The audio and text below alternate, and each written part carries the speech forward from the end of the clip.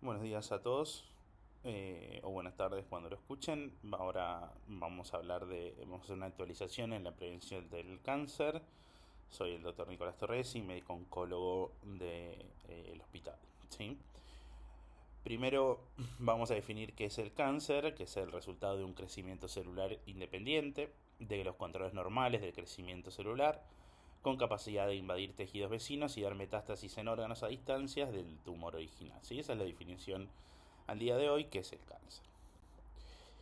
El 4 de febrero es el Día Mundial contra la lucha contra el cáncer. ¿Sí? Esa fecha fue instituida por la Unión Internacional contra el Cáncer y luego la tomó la Organización Mundial de la Salud para aprovechar y concientizar sobre la importancia del diagnóstico precoz, usar todos los métodos diagnósticos y preventivos, ¿sí? Para toda la población y ganar acceso a tratamientos de calidad. Como pueden ver, sí es la segunda causa de muerte, ¿sí? En nuestro país. Estos son datos del Instituto Nacional del Cáncer, en realidad son del 2021. Pero como pueden ver, sí, los tumores representan la segunda causa de muerte después de las enfermedades del sistema circulatorio. Por ende, la importancia de hacer un diagnóstico precoz y cambiar la mortalidad de estos pacientes. Dentro de las estadísticas del Globocan en Argentina, el más frecuente es el cáncer de mama. Recuerden que siempre acá en Argentina tenemos un subregistro importante de los casos, sí, pero en general tenemos como primera causa la mama, segundo los colon rectales, siguiendo el pulmón, la próstata, el riñón, el páncreas, sí, y así sucesivamente.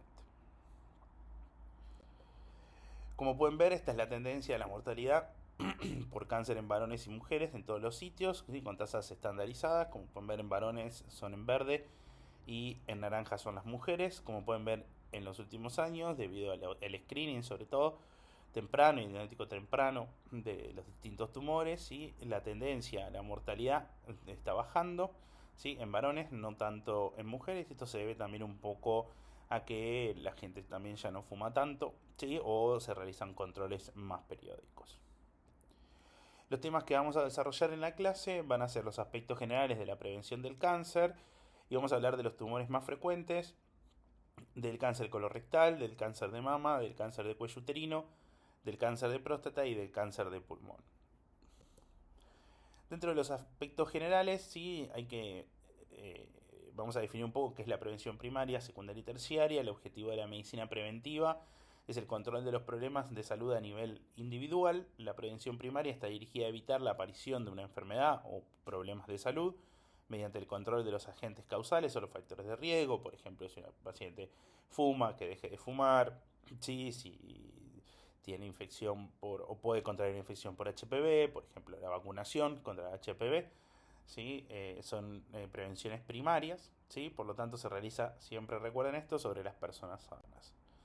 Posteriormente tenemos la prevención secundaria y terciaria. La prevención secundaria son las medidas dirigidas a detener o retrasar el progreso de una enfermedad que ya tiene una persona. Las mismas consisten en la detección, diagnóstico y tratamiento precoz de la enfermedad, y un ejemplo de lo que es la medicina preventiva secundaria son las campañas, por ejemplo, para la detección precoz del cáncer de mama. Y la prevención terciaria, ¿sí? Es aquella que se lleva a cabo a fin de prevenir, retardar o reducir las complicaciones y secuelas de una enfermedad que ya tiene la persona. El objetivo es mejorar la calidad de vida de los pacientes. ¿Sí? ¿Cuáles son los factores de riesgo generales? ¿Sí? Tenemos eh, los factores de riesgo que aumentan el riesgo de cáncer: es el consumo de cigarrillos y tabaco, infecciones, la radiación o la exposición a radiación, que puede ser solar, por ejemplo, sí, medicamentos inmunosupresores después de un trasplante de órgano. Y los factores que pueden afectar también el riesgo, ¿sí? Es la alimentación, las bebidas alcohólicas, la poca actividad física, la obesidad, la diabetes y factores ambientales, ¿sí? Que aumentan el riesgo. El consumo de tabaco y cigarrillos, ¿sí? Décadas de investigación establecieron un vínculo fuerte entre el consumo de tabaco y los tumores. En particular, se determinó que el hábito de fumar cigarrillos produce cáncer de pulmón, cavidad oral, esófago, vejiga, riñón, páncreas, estómago y cuello uterino.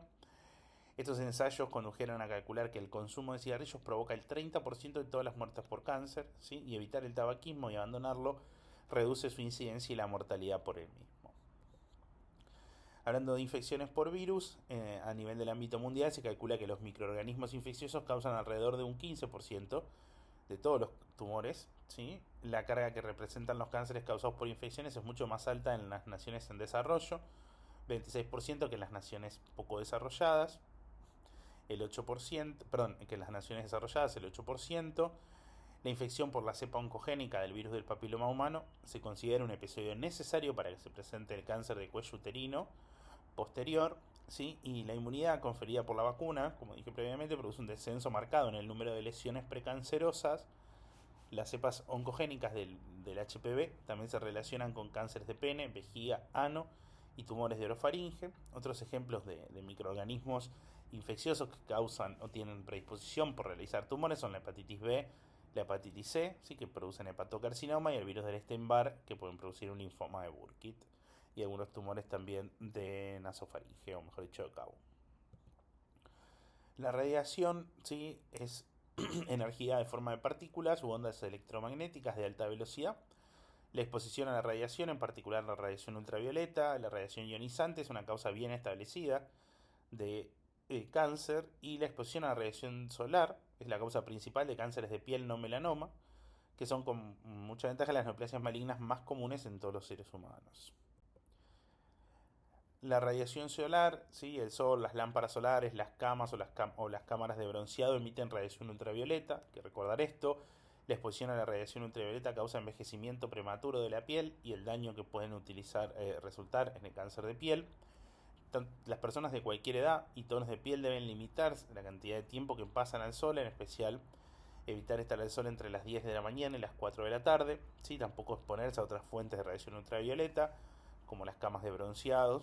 ¿Sí? Y hay que tener en cuenta que los rayos ultravioleta se reflejan y rebotan en la arena, en el agua, en la nieve, el hielo, ¿sí? Y atraviesan incluso el parabrisas del auto y las ventanas. Aunque el cáncer de piel es el más frecuente en las personas con piel más clara, ¿sí? Se presenta también en personas de cualquier tono de piel, incluso si tienen piel oscura. Con respecto a la alimentación, los cálculos de posible contribución del régimen alimentario a la carga de cáncer en la población oscilan mucho, no hay una gran evidencia, porque creo que en realidad es muy difícil de cuantificar, digamos, a nivel de estudios epidemiológicos.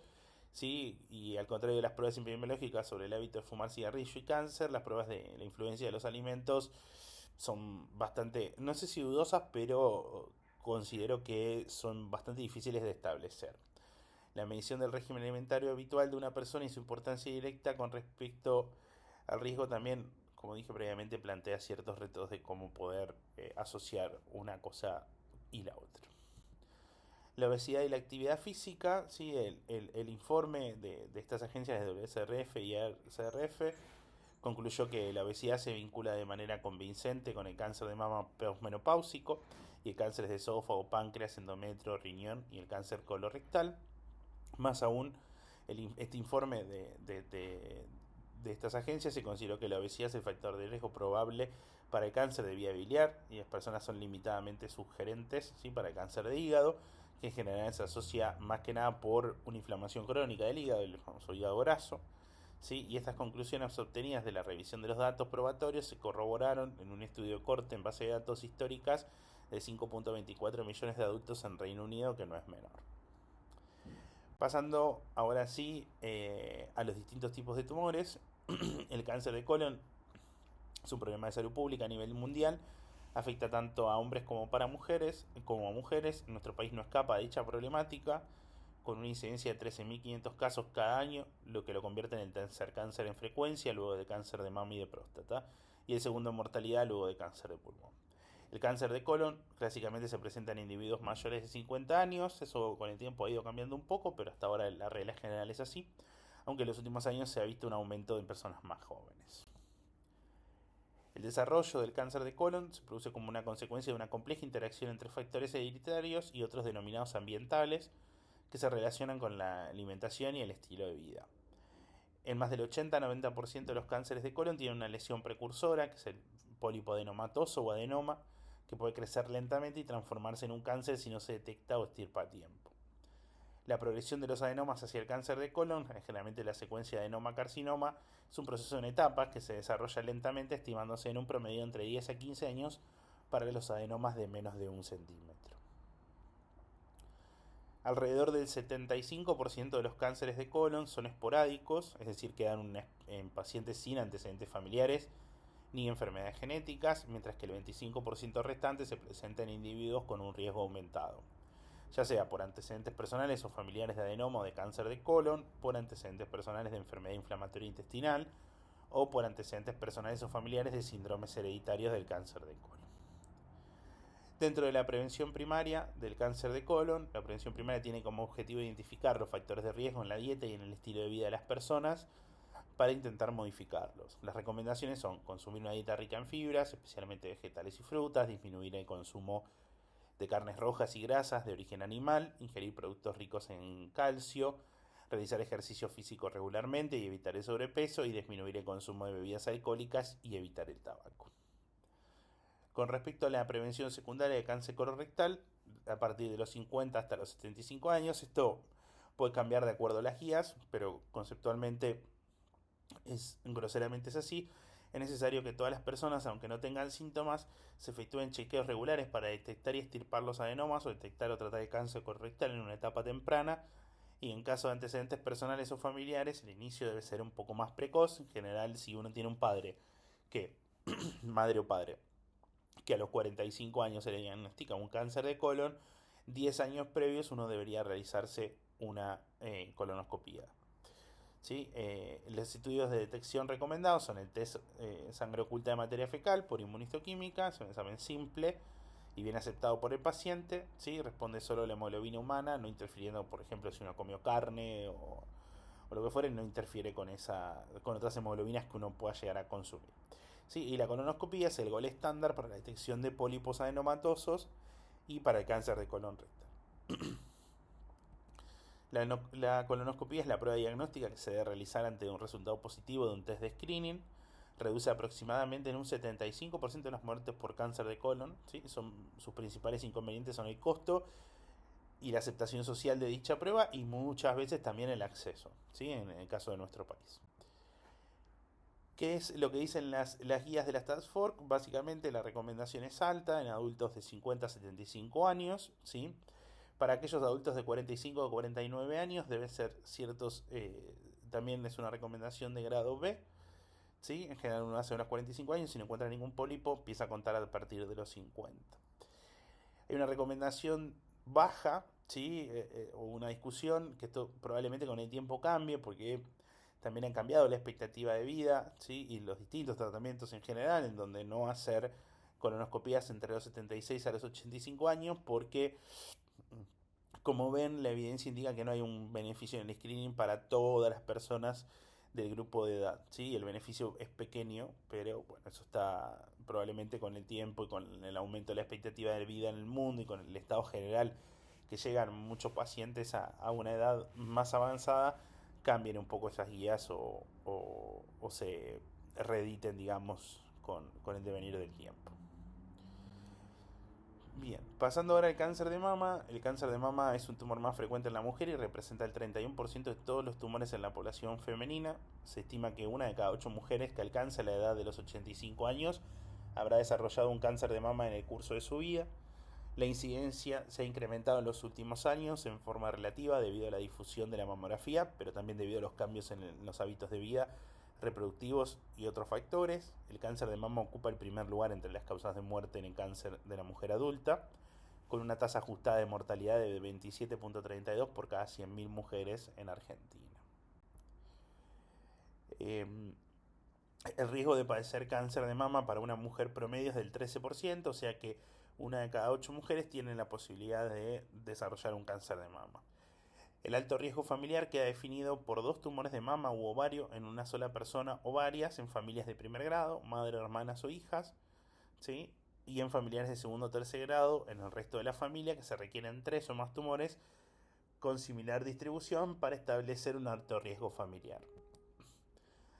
Aunque se desconocen las causas del cáncer de mama, sí se reconocen algunos factores que aumentan el riesgo de enfermar, que es la edad, pacientes mayores de 50 años, antecedentes personales de cáncer de mama o de enfermedad preneoplásica en la mama, antecedentes familiares del cáncer de mama, tratamiento previo con radioterapia dirigida al tórax, terapia de reemplazo hormonal, primera menstruación en edad temprana y edad avanzada en el momento del primer parto o nunca haber tenido hijos. El sobrepeso, el sedentarismo y el consumo excesivo de alcohol también son factores que se pueden evitar para disminuir el riesgo de tener un cáncer de mama.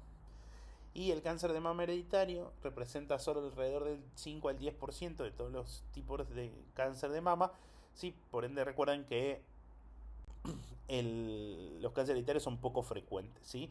En general son esporádicos. La lactancia materna, se sabe que las mujeres que amamantan a sus bebés durante un periodo prolongado de tiempo tienen menor riesgo de cáncer de mama comparado con las mujeres que no lactan. Cuanto más tiempo de lactancia, mayor protección contra el cáncer de mama. La reducción de riesgo es aproximadamente 4% por cada 12 meses acumulado de lactancia materna. Por otra parte, la lactancia materna prolonga la ayuda a las mujeres a reducir ganancia de peso y a largo plazo, y además promueve el retorno del peso anterior del embarazo. Es importante el autoexamen mamario, que a partir de los 20 años está recomendado en las mujeres que pueden comenzar a realizarse su autoexamen mamario una vez por mes. El mejor momento para realizarlo es de los 7 a 10 días después del comienzo del ciclo menstrual, cuando las mamás tienen menos tensión secundaria en general a las hormonas. La mamografía sí puede detectar el cáncer de mama cuando el nódulo todavía no es palpable o lo es mínimamente. En estos casos es posible recurrir a tratamientos menos agresivos que a los realizados cuando el cáncer está más avanzado. Cuando el cáncer provoca síntomas y alteraciones de la mama detectables en el examen físico, se pueden observar retracción del pezón, cambio en la textura, como vamos a ver después en la clase cáncer de mama, tener la piel de naranja, ¿sí? Prurito o lesiones descamativas del pezón. Se recomienda que todas las mujeres de 50 a 69 años se realicen al menos una mamografía cada 2 años junto con un examen físico de las mamas por parte de un profesional de la salud. Tanto las mujeres menores de 50 años como las mayores de 69 deben consultar con médicos acerca de la conveniencia de hacer o no una mamografía. Recuerden que estas son las indicaciones o las recomendaciones a nivel mundial. Muchos pacientes de más de 70 años probablemente se detectan nódulos y tienen que seguir haciéndose controles, ¿sí? Como también un subgrupo de pacientes más jóvenes también tienen que empezar a una edad más temprana a realizarse los controles. ¿Cuáles son las indicaciones de screening antes de los 50 años? ¿Sí? Son mujeres con antecedentes familiares directos de carcinoma de mama, madre, hermana o hija a partir de los 35 años o 10 años antes del familiar más joven con cáncer de mama con una periodicidad anual. Las mujeres con factores considerados de riesgo para el cáncer de mama son mujeres sometidas a tratamiento hormonal sustitutivo de cualquier edad, pacientes con sintomatología mamaria no aclarada, pacientes de cualquier edad a las que se le ha diagnosticado un cáncer de mama por otros métodos diagnosticados, pacientes de cualquier edad con enfermedad metastásica demostrada pero sin un tumor primario conocido, pacientes con antecedentes personales de cáncer mamario con periodicidad anual, previa a cualquier operación mamaria, no importa muchas veces la patología. Bien. Pasando al cáncer de cuello uterino, ¿sí? La irrupción del virus del papiloma humano como un factor necesario para la carcinogénesis del cáncer cervical a partir de lesiones preinvasoras presentes en el 99.7% de estos, motivó un cambio en la concepción global de dicha enfermedad. Los países en vías de desarrollo y dentro de esto la desigualdad entre regiones de un mismo país son los más castigados por esta enfermedad, considerando el cáncer de cuello uterino un marcador de pobreza estructural. Estas condiciones económicas desfavorables hacen que la metodología morfológica tenga aún plena vigencia en estas regiones. La ausencia de planes de tamizaje en general en la población, que abarcan a la mayoría de las mujeres de estas regiones en un periodo de tiempo, motivan a que hasta la actualidad se continúen con las técnicas de tamizaje individual, oportunismo y con efectividad relativa en lo que referente a la mayoría de los índices de mortalidad. ¿Sí? Vamos a tener pacientes que probablemente se hagan 3 PAP por año y pacientes que no se hagan o no puedan acceder a ningún PAP en muchos años, y eso es lo que termina siendo o a lo que se refiere con el tema de la desigualdad. Sí, el cáncer de cuello uterino es la quinta neoplasia en frecuencia en el mundo y la segunda en nuestro país, luego del cáncer de mama. La Organización Mundial de la Salud reporta 500.000 casos nuevos por año, de los cuales 90% ocurren en países de vías de desarrollo como el nuestro, donde la mitad de las mujeres diagnosticadas anualmente mueren por la enfermedad, ¿sí? Algo que no debería ser. ¿Cuáles son los factores de riesgo, ¿sí? Que vamos a tener que buscar o tratar de evitar? o recomendar a nuestras pacientes en el consultorio es que la infección por HPV es la causa principal, el contacto heterosexual u homosexual es un requisito necesario para adquirir el HPV, el hecho de tener más de 4 parejas sexuales, actividad sexual precoz, una pareja sexual de riesgo, antecedentes de enfermedad de transmisión sexual, la multiparidad, un nivel socioeconómico bajo, el tabaquismo y antecedentes de neoplasias cervicales intraepiteliales son factores de riesgo para desarrollar el cáncer de cuello, ¿sí?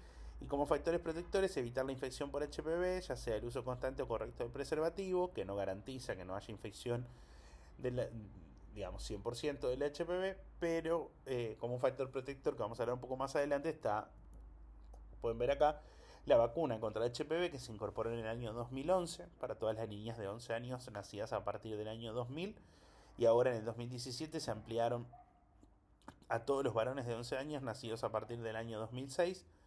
Por lo tanto, desde este año desde ese año deben recibir la vacuna tanto niñas como niños de esa edad. Y hay que recordar que en Argentina fallecen 1.800 mujeres por cáncer de cuello uterino, ¿sí? Y el causante de esta enfermedad, así como otros cánceres, es el virus del papiloma humano. El esquema completo es de 2 dosis separadas por un intervalo mínimo de 6 meses. No requiere orden médica y es gratis en todos los vacunatorios, hospitales públicos y centros de la salud del país para todas niñas y niños que cumplan los 11 años. ¿Y por qué se incluyen los varones? Porque se quiere disminuir la mortalidad en mujeres de cáncer de cuello uterino por efecto indirecto y prevenir también que los varones presenten otro tipo de afecciones y cánceres asociados a este virus. ¿Sí? Hay pacientes que también pueden tener digamos, infección o tumores de glande o de pene asociados al HPV. ¿Sí? ¿Y por qué se aplica a los 11 años? En general por investigaciones que se realizaron que demostraron una mayor eficiencia inmunológica al ser aplicadas entre los 9 y los 13 años antes del contacto. Sí, es importante que se vacune.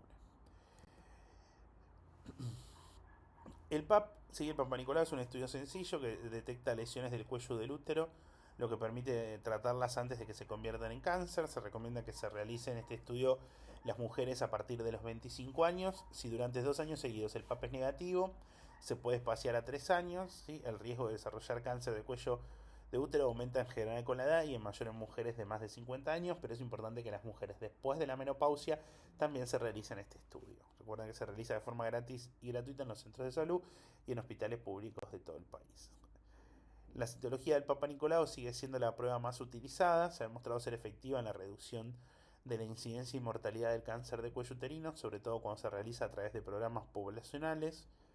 El screening poblacional ha demostrado ser más eficaz que el oportunista, ¿sí? Y en los países donde una gran parte de las mujeres se realizan la citología cada 3 a 5 años, la incidencia de cáncer uterino se redujo en un 80%. En Argentina, algunas mujeres se hacen más citologías de las necesarias, como dije previamente, muchas no se hacen ninguna. La supervivencia a los 5 años de cáncer de cuello uterino en los estadios que son in situ, o sea, tempranos, alcanza el 100%, ¿sí? Y del 88 al 91% cuando este es un estadio 1. La supervivencia a los 5 años de un cáncer de cuello uterino estadio 4 es solo del 16%, ¿sí? Y a pesar de la incorporación de la vacuna del HPV como método de prevención primaria, el cribado citológico debe realizarse de igual medida, si no cambia que uno esté vacunado o haya tenido la posibilidad de vacunarse a los 11 años. Sí, la vacuna protege frente a los subtipos de virus con mayor frecuencia que se relacionan con cáncer, pero puede haber otros subtipos no oncogénicos, pero sí implicados, ¿sí? en generar o aumentar la probabilidad de tener cáncer de cuello uterino. ¿Qué dicen las guías de la Stanford? Sí, con respecto a la recomendación de realizar el PAP, de que deben realizarse el screening cervical cada 3 años, ¿sí? Con una citología sola y en las mujeres de 21 a 29 años. Para las mujeres de entre 30 a 65 años, la Task Force recomienda el screening cada 3 años, sí, con una citología sola. Y cada 5 años, ¿sí? Cada 5 años hacerse el test de... lo que se llama un co-test, digamos, que se realiza tanto la citología como también un cribado de si presentan o no, o lo que se llama co-testing, digamos, un contagio por alguna de las serotipos del HPV.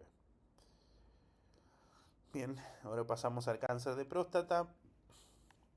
Sí, el cáncer de próstata Es el cáncer más frecuente entre los hombres, salvo por el cáncer de piel. Se estima que este año se diagnostican con cáncer de próstata 174.650 hombres en los Estados Unidos y aproximadamente el 60% de los casos se diagnostican en hombres mayores de 65 años.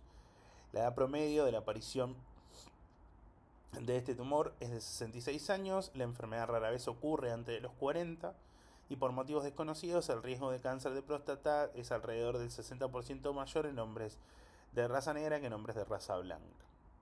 La mayoría de los casos de cáncer de próstata se detectan cuando la enfermedad en general está limitada a la próstata y a los órganos adyacentes. Y esto se denomina estadio local o regional, como vamos a ver en la clase de cáncer de próstata. ¿Cuáles son los factores de riesgo para el cáncer de próstata? Sí, es la edad. El riesgo de cáncer de próstata aumenta con la edad, especialmente después de los 50 años. Más del 80% de los casos de cáncer de próstata se diagnostican en hombres de 65 años o más.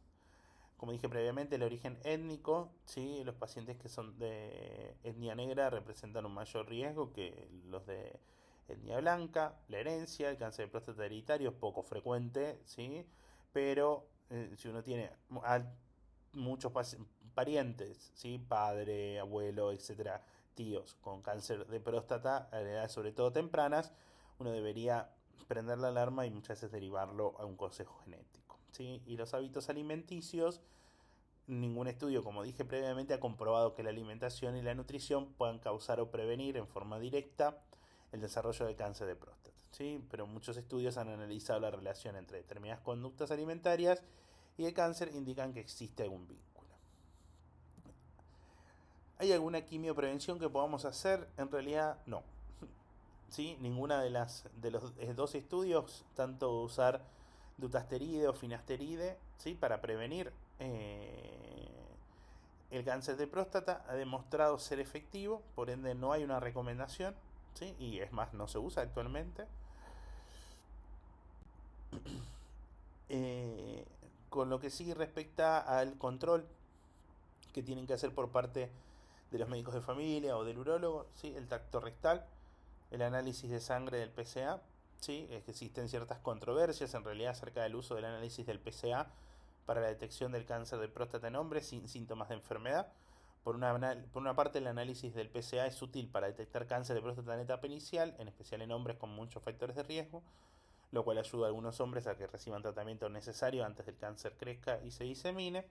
Pero por otra parte, la detección del PSA encuentra afecciones que no son cáncer, como por ejemplo la hiperplasia prostática benigna, y como consecuencia la detección de cáncer de próstata con PSA puede implicar que algunos hombres deban someterse a cirugías y otros tratamientos que posiblemente no necesitan, ¿sí? Que pueden causar efectos secundarios y afectar gravemente la calidad de vida del hombre. Como vamos a ver en la clase de cáncer de próstata, la prostatictomía radical o la radioterapia muchas veces terminan causando eh, pérdida de orina o que pierdan la capacidad de erección, y no es menor, ¿sí? A la hora, entonces por eso un poco van a ver que hay como una cierta recomendaciones cruzadas entre realizar o no PCA a todo el mundo. En general las recomendaciones o la Sociedad Americana de Oncología Clínica, ¿sí? Dice que no se realicen PCA en hombres sin síntomas de cáncer de próstata si se espera que que tengan una expectativa de edad menor a 10 años, y para los hombres que se espera que vivan más de 10 años, sí recomiendan, ¿sí? Realizar el PCA. Otras organizaciones tienen, como les dije, diferentes recomendaciones. Por el grupo de tareas anteriormente ha llegado a la conclusión de que los potenciales riesgos de la detección de un aumento del PCA en sangre en hombres sanos superen los potenciales beneficios, y este grupo de trabajo recientemente publicó un informe preliminar con una nueva recomendación de que los hombres entre 55 y 69 años deben analizar junto con su médico los pros y los contras de realizar el PCA. La Asociación de Neurología estadounidense, como la Sociedad Estadounidense de Cáncer, sí recomiendan, ¿sí? Que se informe a los hombres los riesgos y los beneficios del análisis antes de que se produzca la detección, para luego tomar una decisión informada junto con su médico. Y ya casi terminando, vamos a hablar un poco del screening en cáncer de pulmón. También junto con con el tema del PCA hay ciertas controversias a nivel estadística, pero un poco para que lo tengan en mente. El cáncer de pulmón de células no pequeñas es el tipo de cáncer de pulmón más frecuente y representa el 84% de todos los diagnósticos de cáncer de pulmón. Las estadísticas proporcionadas a continuación para el cáncer de pulmón incluyen tanto el de células pequeñas como el de células no pequeñas. Es el segundo tipo de cáncer más frecuente y la principal causa de muerte en hombres y mujeres, ¿sí? Debido a una reducción también del consumo de tabaco. Las tasas de mortalidad se redujeron en un 48% desde el 1900 en los hombres, el 1990 en los hombres y un 23% en las mujeres desde el 2002. Desde el 2012 hasta el 2016 la tasa de mortalidad en los hombres con cáncer de pulmón se redujo en un 4% por año acumulado y las tasas de mortalidad para las mujeres con cáncer de pulmón ha disminuido también un 3% por año. Los factores de riesgo, no voy a detenerme demasiado en esto, pero el tabaco y el tabaquismo, ¿sí? El amianto, ¿sí? También está asociado, que son cristales semejantes al cabello que se encuentran en muchos tipos de roca o que a menudo se utilizan como aislantes inífugos en la construcción. Las fibras del amianto pueden irritar los pulmones si se inhalan. También muchas veces no solo se asocia al cáncer de pulmón, sino también al mesotelioma. El radón, que es un gas invisible e inodoro presente en forma natural en determinados suelos y rocas, y la exposición al radón se ha asociado con un aumento de riesgo de determinados tipos de cáncer, y entre ellos el cáncer de pulmón. Por ende es importante, y la primera recomendación que uno tiene que hacerle a los pacientes es que dejen de fumar. Esto es un estudio bastante viejo, pero interesante, ¿sí? que es un estudio inglés, ¿sí? Que evaluó los efectos de dejar de fumar y el riesgo, cómo disminuye el riesgo de cáncer de pulmón a medida que uno deja de fumar, ¿sí? Y como pueden ver, ¿sí? Cuando uno, eh, tanto en hombres y en mujeres, a medida que dejan de fumar o son, menos fumadores, ¿sí? El riesgo de padecer cáncer de pulmón va disminuyendo. Y entonces, la pregunta es si hacer prevención secundaria sí o no en el cáncer de pulmón. La Sociedad Americana de Oncología Clínica recomienda los siguientes programas de detección del cáncer de pulmón para personas que actualmente fuman o han dejado de fumar.